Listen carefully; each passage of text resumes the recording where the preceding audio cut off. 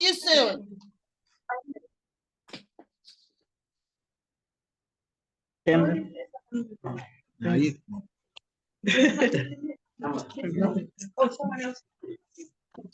Okay, good morning, everybody.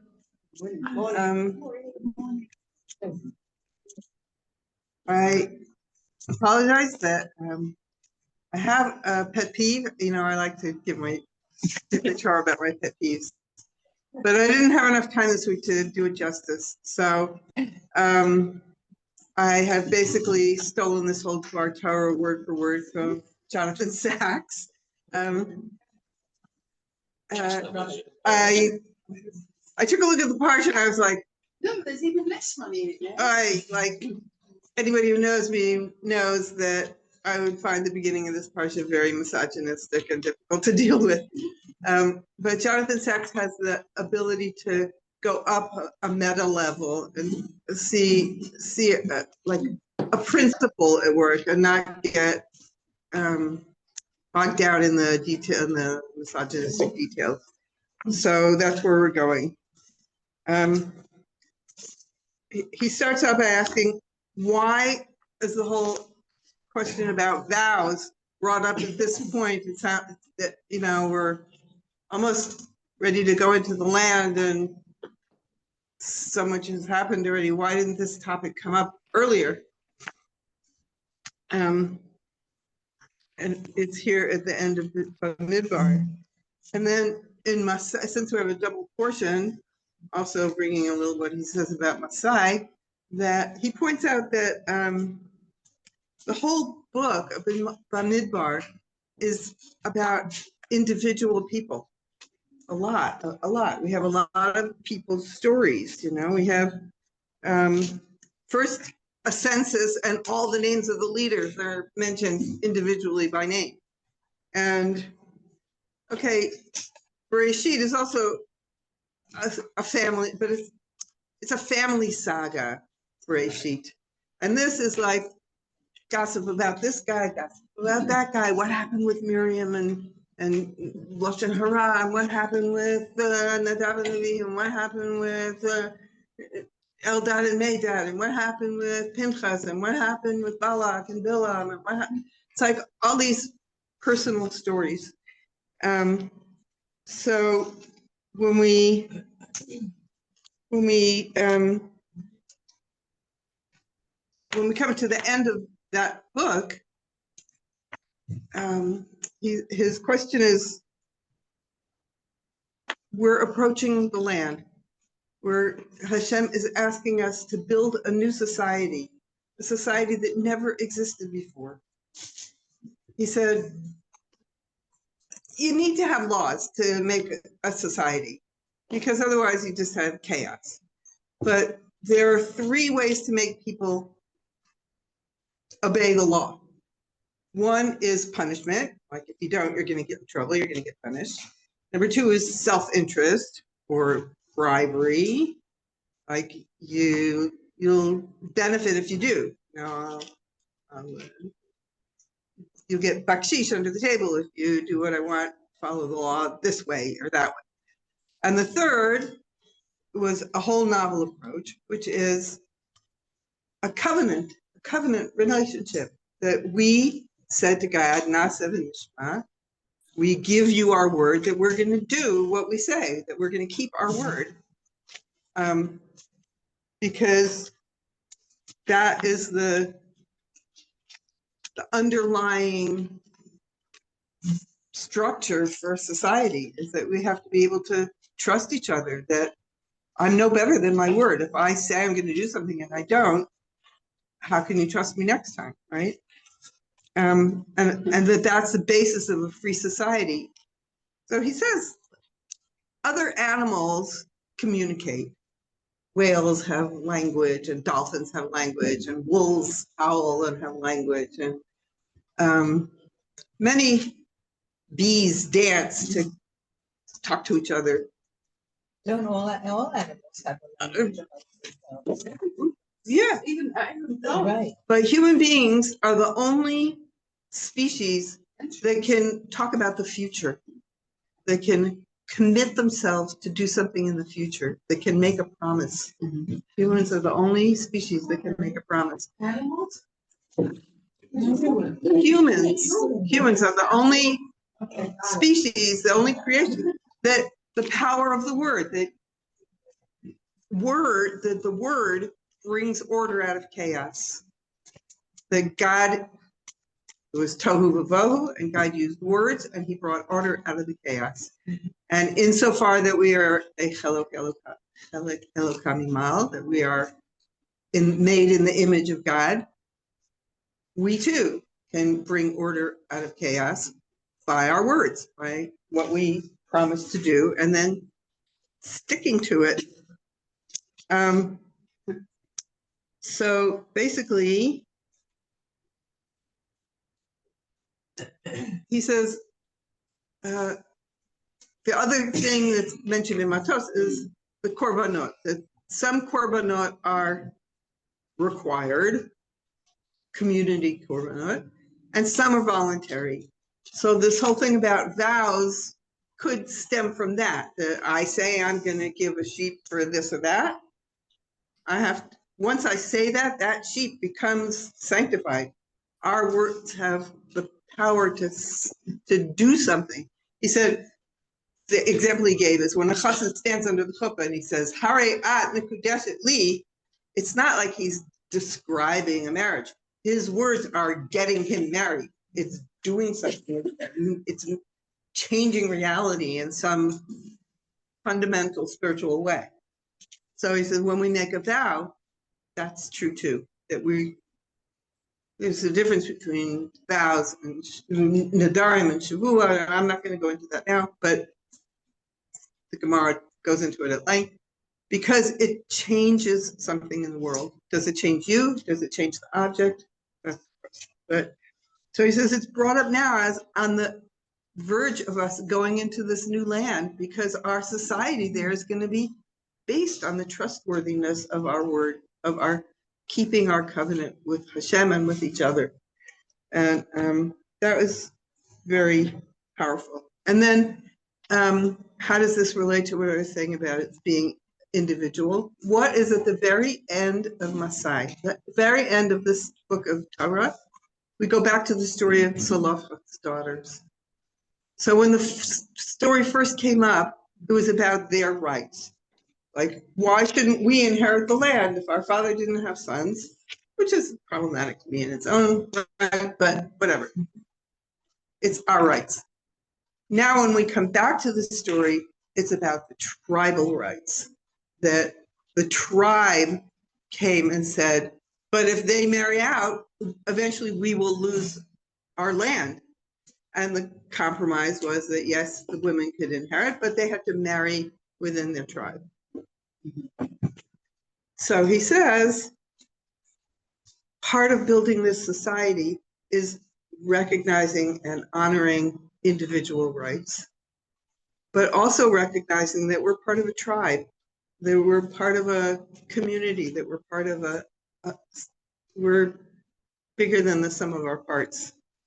And that the balance in the Torah is to find halachas that honor the individual and honor the whole, the tribe, the individual, the family, the tribe, the community, and I'm sorry.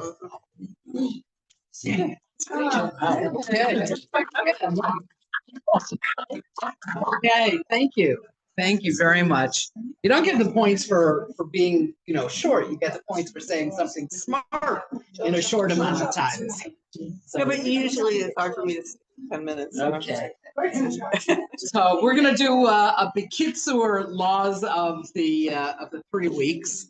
Next week we'll have to do the 9 days, but even though we're sort of in it a little bit, I'm staying only for 1 second.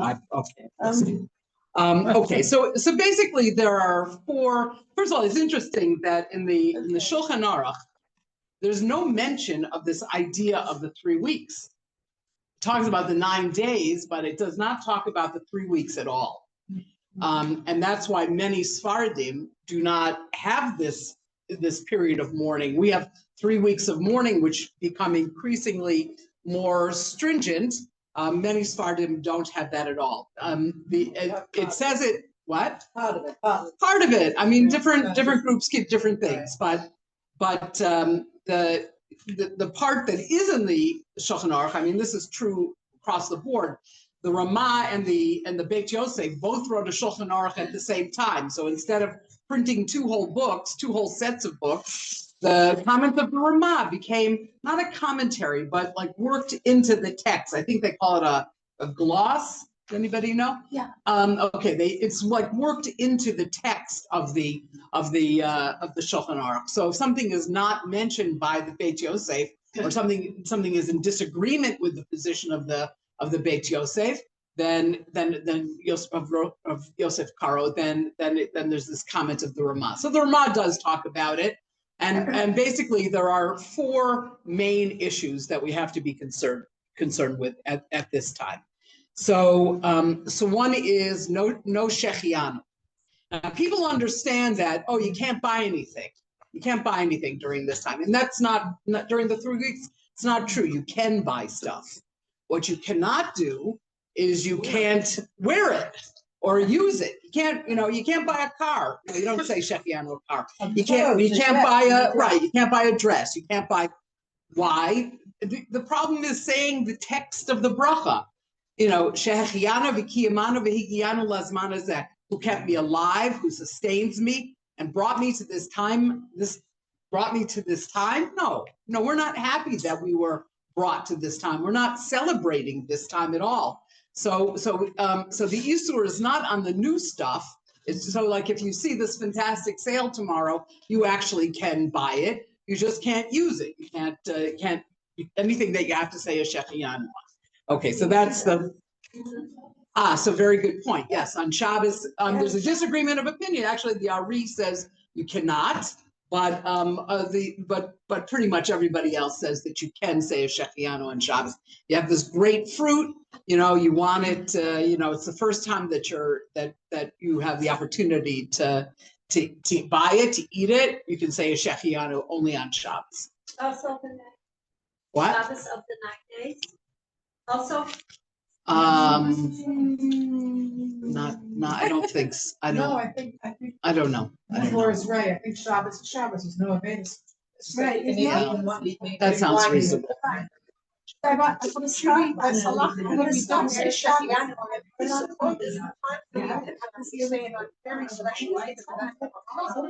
think exactly. Esther points out that we don't say shechianu in every little thing that we get, but if you have something special, something that's nice, you buy a T-shirt or something, you're not necessarily going to say shechianu, but on certainly not on underwear and socks and but special things that you do say shechianu. Okay, the second thing is that we don't get haircuts. This applies to all hair. It doesn't just apply to, or due to my beard, it applies to all hair, and it applies to men and women. So like now I don't want to get into everybody's personal business here, but no eye plucking, no removal of hair at all during this time, right? Because, right, like there are people who hold that you actually can shave up until the 9th of till Rosh Chodesh Av. Well, the idea is the reason why you're not shaving, and the reason why you let your hair go, and it's sort of so that you look a little bit like a shlum, right? Like you want for a beard, let's say, is a siman of velut. It's a siman. It's a sign that you're in a veilus. Okay, Unless that you're in mourning. What? Unless you have a beard all the time. You're right, but even so, it gets all raggedy and it gets all, your hair, the hair gets long, you look unkempt. Okay, that's the reason why. It's not that you can't get a haircut, it's so that you will look bad and that you will feel uncomfortable, that you will look, and it's the same thing during regular days, that you have to look like you are in mourning. What about nails? Nails, I think that you can't, during the 3 weeks, it's okay. During the 3 What weeks. about the 9th? we're gonna get to the 9 days, okay? I didn't prepare it all that well. I read through it. I didn't prepare it all well, so I don't want to answer questions on the 9 days just yet. Next week, you'll have to. Yes, okay. Okay, so the next thing is no weddings. Okay, right, we're minimizing simcha. That's the idea. And that's the same thing actually with music. It's not that the problem isn't really with playing music. It's the feeling that comes from playing music that would be problematic. It's the feeling of, the joy that you get and the fact that you might want to get up and start bebopping. You want to start dancing. And that's what we're looking to avoid this is not a happy time, and we don't want to be doing things that will make us feel happy, that make us, so people say, what about a cappella, without just singing without music. Some people hold that way. I mean, Rabbi Haber, Rabbi Yaakov Haber, he says that he found no source. And he also says, singing can make people very happy. So it's sort of this idea of, yes, you can sing, but that sort of defeats the purpose of what it's about. Okay, so we have, I did the basic 4. Okay, so just because we're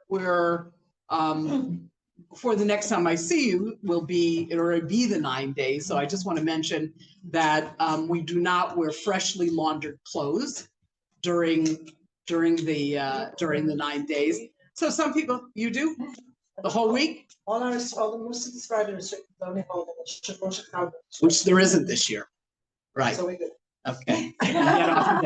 Okay. Wait, what day does Tisha B'Av commence? Tisha B'Av Sunday? Sunday. Yeah, we got to talk about what you do about Havdalah and when you finish eating and all kinds of things like that. So, but meanwhile, you have to prepare. Like people are rushing to do laundry. And there's your nice fresh laundered clothes that's all ready for the 9 days. Yeah. So some people do this thing where they throw it on the floor and they walk all over them.